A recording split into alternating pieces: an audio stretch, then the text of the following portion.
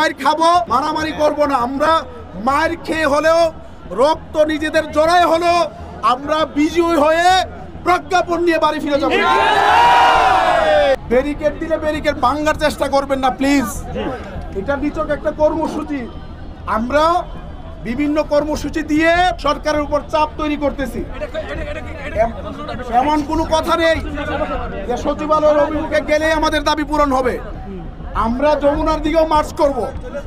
আমরা আমাদের এখানে যে শাহবাগ মোড় রয়েছে, প্রয়োজন এটা আমরা বন্ধ করে দিব। এগুলো আমরা করব, পর্যায়ক্রমে করব, সরকার আলোচনা করুক। কিন্তু আপনাদের কাছে অনুরোধ থাকবে, কোনোভাবে শৃঙ্খলা কেউ নষ্ট করবেন না। আমরা কারো কাছে যাব না, পরিষ্কার বলে দিয়েছি।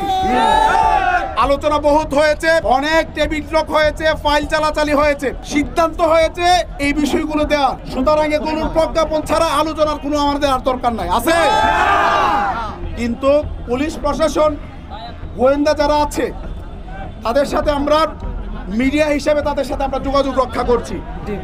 সুতরাং প্রশাসনের সাথে মারামারি করে আমরা কিন্তু দাবি আদায় করতে পারবো না। আমাদের উদ্দেশ্য কি? প্রজ্ঞাপন নাকি মারামারি করা?